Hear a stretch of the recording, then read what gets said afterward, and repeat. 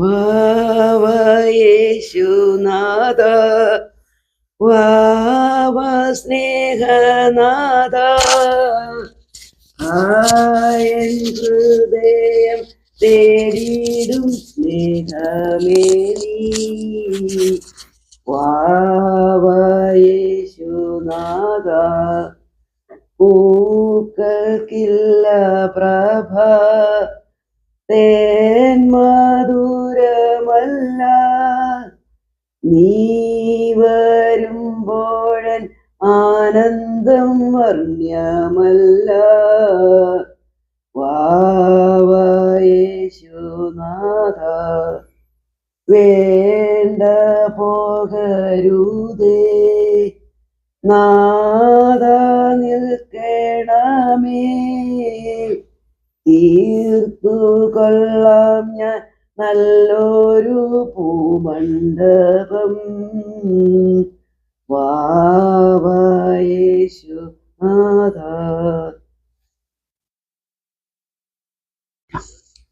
ഞാൻ sister Joan Chunkappura, medical mission സന്യാസ സമൂഹത്തിലെ അംഗമാണ്.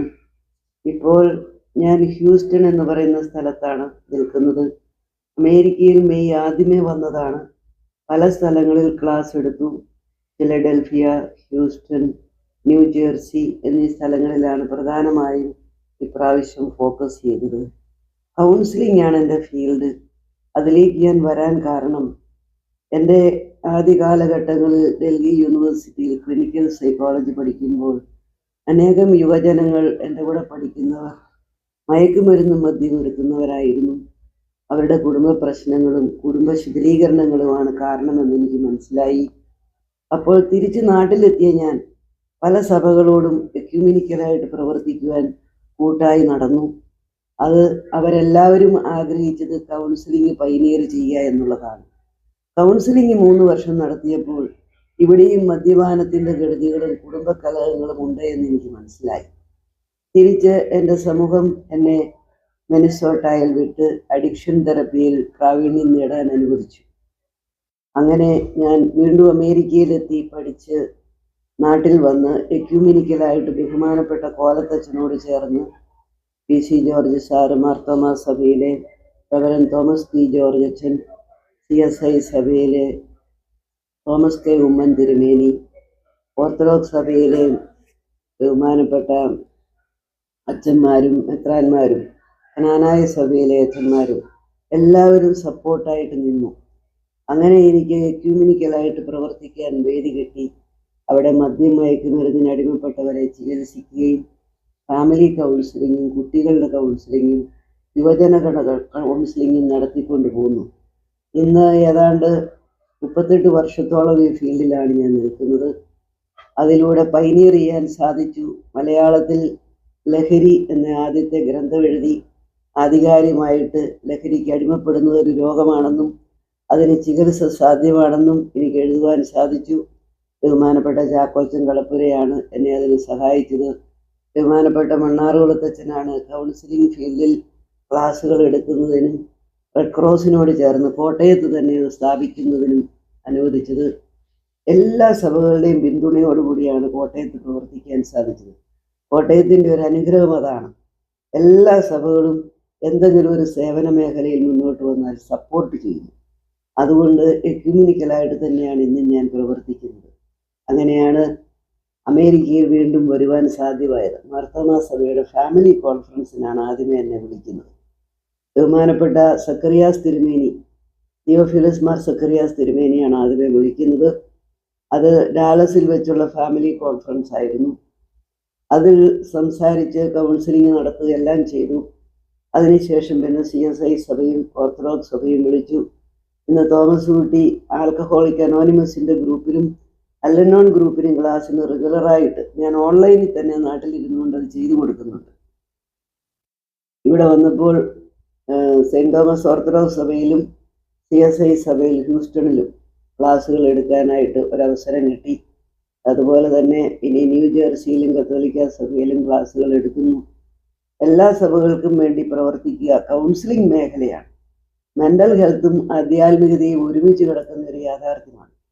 മാനസികമായ ആരോഗ്യക്കുറവ് കൊണ്ട് കുടുംബക്കലഹങ്ങളും, വ്യക്തിത്വ വൈകല്യം കൊണ്ട് ഡൈവോഴ്സും ഇന്ന് കേരളത്തിലും മലയാളികളുടെ ഇടയിലും ധാരാളമായി നടക്കുന്നുണ്ട്.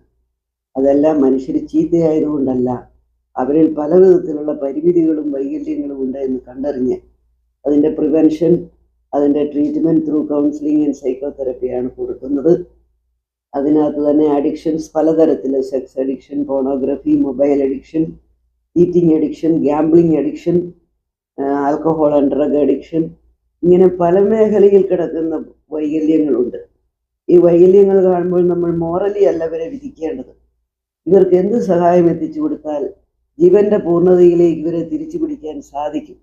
കർത്താവായ യേശു നമ്മളോട് പറഞ്ഞിരിക്കുന്നതാണ്, ഞാൻ വന്നിരിക്കുന്നത് നിങ്ങൾക്ക് ജീവൻ നൽകുവാൻ, അത് പൂർണ്ണതയിൽ ഉണ്ടാകുവാൻ. ആ ഒരു ദൗത്യമാണ് ഞങ്ങൾ ഹീലിംഗ് മിഷനാണ് മെഡിക്കൽ മിഷൻ സിസ്റ്റേഴ്സ് നടത്തുന്നത്. അതുകൊണ്ട് എനിക്കിതിനകത്ത് ഒത്തിരി മീനിങ് ഫുൾനെസ് ഉണ്ട്.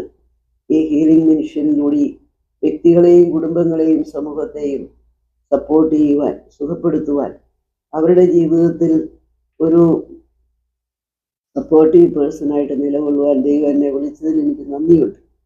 ഇപ്പോൾ ഈ ഒരു ഇൻ്റർവ്യൂ നടത്തുന്നതിൽ എനിക്ക് സന്തോഷമുണ്ട്. അനേകരിൽ ഈ ഹീലിംഗ് ദൗത്യം എത്തിച്ചു കൊടുക്കുവാൻ സാധിക്കുമല്ലോ എന്ന് കരുതുമ്പോൾ, അതാണല്ലോ എൻ്റെ ജീവിതത്തിൻ്റെ ഉദ്ദേശം. ഞാൻ സിസ്റ്റർ ആകുന്നത് തന്നെ ആ ഒരു ഉദ്ദേശത്തോടെയാണ്. എൻ്റെ വീട് വാകക്കാട് എന്ന് പറയുന്ന സ്ഥലമാണ്. അത് അന്ന് മേലുകാവ്, മറ്റ് പെരുമാപ്ര, അതൊക്കെയാണ് പോസ്റ്റ്. മൂന്നലവാണ് പഞ്ചായത്ത്. അപ്പോൾ അവിടെ ജനിച്ചു വളർന്ന ഞാൻ, ജനിച്ചത് തിരുവനന്തപുരത്താണ്. മാമോദീസ മുങ്ങിയത് മലങ്കര കാത്തലിക് ചർച്ചിലാണ്. പക്ഷേ എൻ്റെ പേരൻസ് വളരെ തുറന്ന മനസ്ഥിതിയുള്ളവരായിരുന്നത് കൊണ്ട് തന്നെ ഞാൻ പഠനത്തിന് വളരെ മിടുക്കിയായിരുന്നു. സ്കൂളിൽ എല്ലാ ക്ലാസ്സിലും ഫസ്റ്റ് ആയിരുന്നു. ആ സ്കൂളിൽ എല്ലാ എക്സ്ട്രാ ഓർഡിനറി ആക്ടിവിറ്റീസിൻ്റെ അകത്തും ഞാൻ പങ്കാളിത്തം വഹിച്ചിരുന്നു, നേതൃത്വവും വഹിച്ചിരുന്നു. ഞാനപ്പോൾ വീണ്ടും പോകണം എന്നാഗ്രഹിച്ചുവെങ്കിലും പ്രീ ഡിഗ്രി വന്ന് BCM കോളേജ് കോട്ടയത്ത് പഠിച്ചപ്പോൾ എൻ്റെ മൂത്ത ചേച്ചി സന്യാസ സമൂഹത്തിലുള്ളതുകൊണ്ട് ഞാൻ പറഞ്ഞു, ഇനിയും കൂടുതൽ പഠിക്കാൻ പോയാൽ ചിലപ്പോൾ സേവന മേഖലയിൽ നിന്ന് ഞാൻ മാറിപ്പോയേക്കും, അതുകൊണ്ട് ഞാനും അവിടെ ചേർന്നുകൊള്ളാമെന്ന് പറഞ്ഞ് ചേരുകയാണ് ചെയ്തത്. പിന്നെ എന്നെ ഡൽഹി യൂണിവേഴ്സിറ്റിയിൽ വിട്ടാണ് പഠിപ്പിച്ചത്. BSc നഴ്സിംഗും MA ഇൻ ക്ലിനിക്കൽ സൈക്കോളജിയും PhD ഇൻ സൈക്കോളജിയിലും ഞാൻ ഡൽഹി യൂണിവേഴ്സിറ്റിയിൽ നിന്ന് സ്വീകരിച്ചു. സേവനം ചെയ്യുകയായിരുന്നു. ആഫ്രിക്കയിൽ 3 വർഷം ജോലി ചെയ്തു. കെനിയയിൽ ചെത്തിപ്പുഴ സെയിൻറ് തോമസ് നഴ്സിംഗ് സ്കൂളിൻ്റെ ചാർജായിട്ട് ജോലി ചെയ്തു. പിന്നീട് ഞാൻ ഈ മേഖലയിലേക്ക് കംപ്ലീറ്റ് ആയിട്ട് മാറി. അഡിക്ഷൻ ട്രീറ്റ്മെൻറ്റും കൗൺസിലിങ്ങുമാണ് ഇന്നെൻ്റെ പ്രധാനപ്പെട്ട മേഖല. അങ്ങനെ അനേകർക്ക് ആശ്വാസം നൽകാൻ ദൈവം എന്നെ ഒരു ഉപകരണമാക്കി ഉപയോഗിക്കുന്നതിൽ എനിക്ക് സന്തോഷമുണ്ട്. മനുഷ്യന് ഏറ്റവും ആവശ്യം സമാധാനമാണ്. പണമുണ്ടെങ്കിലും പ്രശസ്തി ഉണ്ടെങ്കിലും സമാധാനമില്ലെങ്കിൽ ജീവിതം അർത്ഥശൂന്യമാകുന്നു എന്നാണ് ഞാൻ കണ്ടത്. ആ സമാധാനം കൊടുക്കുവാൻ എനിക്ക് കൗൺസിലിങ്ങിലൂടെ സാധിക്കുന്നുണ്ട്. പരിപൂർണമായിട്ട് എല്ലാ പ്രോബ്ലവും സോൾവ് ചെയ്യുന്നില്ല എങ്കിൽ തന്നെയും പ്രോബ്ലത്തെ അംഗീകരിച്ച് ദൈവാശ്രയത്വത്തിലേക്ക് വരുമ്പോൾ ഒരു സപ്പോർട്ടിന് കണക്ട് ചെയ്യാൻ കൂട്ടായ്മകൾ ഉള്ളപ്പോൾ മനുഷ്യന് ജീവിക്കാനുള്ള പ്രത്യാശ തിരിച്ചു കിട്ടുന്നു എന്നുള്ളതാണ് ഞാൻ മനസ്സിലാക്കുന്നത്. അതാണ് എൻ്റെ ഒരു അനുഭവം ഞാൻ പങ്കുവയ്ക്കാൻ ആഗ്രഹിക്കുന്നത്. Thank you sister. ഒരു ക്വസ്റ്റ്യനോടെ ഞാൻ ആഡ് ചെയ്തോട്ടെ. സിസ്റ്റർ ആത്മീയ മേഖലകളിലാണ് കൂടുതലും പ്രഭാഷണം നടത്തിയതായിട്ട് യൂട്യൂബിലൊക്കെ കാണുന്നത്. അല്ലാതെ സ്കൂളുകളിലോ ഹൈസ്കൂളിലോ കോളേജിലോ അങ്ങനെ ഒരു പ്രവൃത്തി മണ്ഡലങ്ങൾ, അല്ലെങ്കിൽ പാവപ്പെട്ട തൊഴിലാളികളുടെ ഇടയിൽ ഫാക്ടറികളിൽ അങ്ങനെയൊക്കെ എന്തെങ്കിലും മിഷൻ ഉണ്ടോ സിസ്റ്ററിന്? ഇന്ത്യയിലെ കാര്യമാണ്. സത്യത്തിൽ ഞാൻ ആദ്യമേ തുടങ്ങിയത് പള്ളികളിലല്ല, തുടങ്ങിയത് സ്കൂളുകളിൽ അവയർനെസ് പ്രോഗ്രാമായിട്ട് നടത്തി. മെൻ്റൽ ഹെൽത്ത് കൗൺസിലിംഗ്, പഠന വൈകല്യം, കുട്ടികളുടെ ഇടയിലുള്ള പെരുമാറ്റ വൈകല്യം, ഇതൊക്കെ കൈകാര്യം ചെയ്യാൻ സ്കൂളുകളിലാണ് തുടങ്ങിയത്. പിന്നെ കോളേജുകളിൽ വിളിച്ചു. അപ്പോൾ യുവജനങ്ങളുടെ ഇടയിലുള്ള പ്രശ്നങ്ങളും സ്ത്രീ ശാക്തീകരണവും സ്ത്രീകളുടെ റോളും അങ്ങനെ ക്ലാസ്സുകൾ എടുത്തു. ഇതെല്ലാം സൈക്കോളജിക്കൽ സബ്ജക്ട്സ് ആണല്ലോ. പിന്നെ അത് കഴിഞ്ഞപ്പോൾ തൊഴിലാളികളായിട്ട്, ചുമട്ടുതൊഴിലാളികൾ എന്നെ ചങ്ങനാശ്ശേരിയിൽ എപ്പോഴും വിളിക്കുമായിരുന്നു. അവർ എപ്പോഴും എന്നെ വിളിച്ച് ക്ലാസ്സുകൾ എടുപ്പിക്കുമായിരുന്നു. അവരുടെ ഇടയിലെ മദ്യപാനവും അവരുടെ സ്ട്രെസ്സും അവരുടെ ജീവിതത്തിലെ നിരാശകളും പരിമിതികളും എല്ലാം അവർ പറയുമായിരുന്നു. പിന്നെ ചേരികളിൽ ഞങ്ങൾക്ക് സ്വയം സഹായ സംഘങ്ങളുണ്ട്. കുടുംബശ്രീയോട് ചേർന്നും മറ്റ് സ്വയം സഹായ സംഘങ്ങളോട് ചേർന്നും കൗൺസിലിങ്ങും അവയർനെസ് പ്രോഗ്രാമും ധാരാളം നടത്തുന്നു. 17-20 കുടുംബശ്രീകളിൽ ഞങ്ങളുമായിട്ട് കൂട്ടായ്മയിൽ ട്രാഡയിൽ പ്രവർത്തിക്കുന്നു. ട്രാഡ ഒരു എക്യൂമിനിക്കൽ സംരംഭമാണ്. 5 എപ്പിസ്കോപ്പൽ സഭകൾ ഒരുമിച്ച് ചെയ്യുന്നതിന് ഉമ്മൻ ജോർജ് തിരുമേനിയാണ് ഇപ്പോഴത്തെ പ്രസിഡന്റ്. അദ്ദേഹത്തോട് ചേർന്ന് പ്രവർത്തിക്കുമ്പോൾ എല്ലാ സഭകളും എന്നെ കൺവെൻഷൻസിന് വിളിക്കാൻ തുടങ്ങി. അങ്ങനെയാണ് ഞാൻ ബൈബിൾ ഇസ്രായേലിൽ പോയി പഠിച്ചതാണ് എങ്കിലും ബൈബിൾ പ്രസംഗം നടത്തിയിരുന്നില്ല. അതിലേക്ക് ഞാൻ പിന്നെ മാറുന്നത് അങ്ങനെയാണ്. മാറുന്നുണ്ടെങ്കിലും ഞാൻ ആധ്യാത്മിക ജീവിതവും മാനസികാരോഗ്യവും ഒരുമിച്ച് പോകുന്നതായിട്ടാണ് കാണുന്നത്. കുടുംബജീവിതവും അതിൻ്റെ വിശുദ്ധിയും ബൈബിളിലും തിയോളജിയിലും എല്ലാം അതിനോട് ചേർന്നാണ് പറയുന്നത്. മലയാളി അസോസിയേഷന് വേണ്ടി സംസാരിക്കുന്നുണ്ട്. അതുപോലെ തന്നെ റോട്ടറി ക്ലബ്ബ്, ലയൺസ് ക്ലബിന് വേണ്ടി സംസാരിക്കുന്നുണ്ട്. അതുകൂടാതെ തൊഴിലാളി സംഘടനകൾക്ക് വേണ്ടി സംസാരിക്കുന്നുണ്ട്. ഈഴവരുടെ സമൂഹത്തിന്, നായന്മാരുടെ സമൂഹത്തിനെല്ലാം ഞാൻ സംസാരിക്കുന്നുണ്ട്. അവിടെയെല്ലാം പ്രീമാരിറ്റൽ കൗൺസിലിങ്ങും അതിൻ്റെ പ്രത്യേകതയെല്ലാം പറഞ്ഞു കൊടുത്തവരെ ട്രെയിൻ ചെയ്ത് ആ സമൂഹങ്ങൾക്കെല്ലാം അങ്ങനെയുള്ള ഒരു വേദിയിലേക്ക് കൊണ്ടുവരാനും ഞാൻ സഹായിച്ചിട്ടുണ്ട്. എനിക്ക് ജാതിമത ഭേദമന്യെയാണ് ഞാൻ ക്ലാസ് എടുക്കുന്നത്. തൊഴിലാളി മുതലാളി എന്ന് ഞാൻ ചിന്തിക്കുന്ന പോലുമില്ല. മനുഷ്യൻ്റെ ആവശ്യമെന്നേ ചിന്തിക്കുന്നുള്ളൂ. മതമൊന്നും ചിന്തിച്ച് ഞാൻ മാറി നിൽക്കുന്നില്ല. എല്ലായിടത്തും ഞാൻ ദൈവത്തെ കാണുന്നു. യേശുവിൻ്റെ സൗഖ്യദായക ദൗത്യം എത്തിക്കാൻ ഞാൻ നോക്കുന്നു. ഏതൊരു മനുഷ്യൻ്റെ കഷ്ടപ്പാടിലും ഉള്ളലിയുന്ന ദൈവത്തെയാണ് ഞാൻ കാണുന്നത്. അതുകൊണ്ട് ഏത് മേഖലയിലും ആര് വിളിച്ചാലും ഞാൻ പറ്റുന്ന സഹായം മെൻ്റൽ ഹെൽത്ത് ആൻഡ് സ്പിരിച്വാലിറ്റിയിൽ കൊടുക്കാറുണ്ട്. Thank you so much sister. ഒരു ക്വസ്റ്റ്യനോട് ചോദിക്കാൻ, ഫാമിലി മാറ്റേഴ്സ് വന്നു കഴിഞ്ഞാൽ യങ് കപ്പിൾസിലാണോ ഡിവോഴ്സ് പ്രോബ്ലംസ് കൂടുതൽ, അല്ലെങ്കിൽ മിഡിൽ ഏജ് അല്ല ഒരു കുറച്ച് വർഷങ്ങൾ കഴിഞ്ഞതിന് ശേഷം ഈ പ്രോബ്ലം സിസ്റ്റർ ഫേസ് ചെയ്തതായിട്ട് കാണുന്നുണ്ടോ? അല്ലെങ്കിൽ എൽഡേഴ്സ് ഒരു 50s എബോവ് ഈ പ്രോബ്ലം കണ്ടിട്ടുണ്ടോ? സത്യത്തിൽ യങ് കപ്പിൾസിൻ്റെ ഇടയിലാണ് ഇപ്പോൾ കേരളത്തിൽ അധികം കാണുന്നത്. പക്ഷേ കേരളത്തിന് പുറത്ത് ജീവിക്കുന്ന മലയാളികളുടെ ഇടയിൽ യങ് കപ്പിൾസിൻ്റെ ഇടയിൽ മാത്രമല്ല ഡിവോഴ്സ്, മിഡ് ലൈഫ് ക്രൈസിസ്. 40-50 വയസ്സുകളിലാണ് ഇവരൊരു ഇൻഡിപെൻഡൻ്റ് ആകുകയാണ്. ഒരു അൺഹോളി ഇൻഡിപെൻഡൻസ് എന്ന് പറയും. അതായത് എനിക്കിനി നിന്നെ വേണ്ട, എനിക്കിനി നിങ്ങളെ വേണ്ട എന്നുള്ളൊരു ചിന്തയിലേക്ക് വന്ന് സ്വന്തമായി സമ്പത്ത്, ടൈം ടേബിള്, മക്കളെല്ലാം ആയി കഴിയുമ്പോൾ, വീട് സൗകര്യമാകുമ്പോൾ ഒത്തിരി പേര് 50 വയസ്സിൽ ഡിവോഴ്സ് ചെയ്യുന്നതാണ് ഞാൻ കാണുന്നത് മലയാളികളുടെ. ഒത്തിരി എന്ന് പറഞ്ഞാൽ വലിയ ശതമാനമില്ല, എങ്കിലും അത് കാണുന്നുണ്ട്. ഒരു മിഡ് ലൈഫ് ക്രൈസിസ് ആയിട്ടാണ് ഇത് കാണുന്നത്. അതായത് പ്രേമിച്ച് കല്യാണം കഴിച്ചവർ പോലും ഡിവോഴ്സ് ചെയ്യണം 50 വയസ്സിൽ വരുമ്പോൾ. അതുപോലെ തന്നെ നല്ല സാമ്പത്തിക ഭദ്രതയിൽ രണ്ടുപേരും ജീവിച്ചെടുത്ത് മക്കൾ നല്ല നിലയിലേക്കാകുമ്പോൾ ഒരാളെ വേണ്ട എന്നൊരവസ്ഥ, ഒരാധ്യാത്മിക പാപ്പരത്വം കാണുന്നുണ്ട്, ഒരു വിട്ടുവീഴ്ചയില്ലായ്മ കാണുന്നുണ്ട്, ഒരു വേൾഡിനെസ് കാണുന്നുണ്ട്. Thank you sister. സിസ്റ്റർ, ഒരു അമേരിക്കൻ കോണ്ടെക്സ്റ്റിൽ ഇന്ത്യൻ ലൈഫിലും അമേരിക്കൻ ലൈഫിലും സിസ്റ്റർ എന്തെങ്കിലും കാര്യമായ പ്രകടമായ വ്യത്യാസം മാരീഡ് ലൈഫിലോ അല്ലെങ്കിൽ ചിൽഡ്രൻസിൻ്റെ ഗ്രോത്തിൽ കാണുന്നുണ്ടോ? തീർച്ചയായിട്ടും ഉണ്ട്.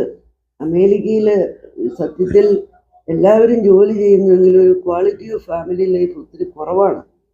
അതിന് കാരണം ക്വാളിറ്റി ടൈം ഒരുമിച്ച് സ്പെൻഡ് ചെയ്യുന്നില്ല. ഒരുമിച്ച് 4 പേർക്ക് 4 ടൈം ടേബിളും 4 മെത്തേഡ് ഓഫ് ലൈഫുമാണ് കാണുന്നത്. അപ്പോൾ എന്ത് സംഭവിക്കുന്നു? Only through communication we come closer to each other. Intimacy എന്ന് പറയുന്നത് മനുഷ്യൻ ടൈം ഇൻവെസ്റ്റ് ചെയ്യാതെ, ആശയവിനിമയം നടത്താതെ ഒരിക്കലും വളരുകയില്ല. അതായത് ഊഷ്മളതയിലുള്ള സ്നേഹം, പങ്കുവയ്ക്കുന്ന സ്നേഹം, കരുതലുള്ള സ്നേഹം, കേട്ടിരിക്കുന്ന സ്നേഹം, ആശ്വസിപ്പിക്കുന്ന സ്നേഹം, അനുമോദിക്കുന്ന സ്നേഹം എവിടെ കിട്ടാനാണത്? ഈ ഫെയ്ത്ത്ഫുൾനെസ് എന്ന് പറയുന്നത് ഒരു കമ്മിറ്റ്മെൻ്റാണ്. എങ്കിലും ആ കമ്മിറ്റ്മെൻറ്റിനെ അരക്കിട്ട് ഉറപ്പിക്കണമെങ്കിൽ കമ്മ്യൂണിക്കേഷൻ വേണം. ഞാനത് കാണുന്നില്ല. അത് സത്യത്തിൽ അതെനിക്ക് അതിലൊരു വലിയ ഭയമുണ്ട്. ഇങ്ങനെ പോകുമ്പോൾ എന്ത് റോൾ മോഡലാണ് ഈ പിള്ളേർക്ക് കിട്ടിയിരിക്കുന്നത്? Why they are afraid to get married? Why they don't see the beauty of married and family life? കാരണം ഇതൊക്കെയാണെന്ന് ഞാൻ കരുതുന്നു.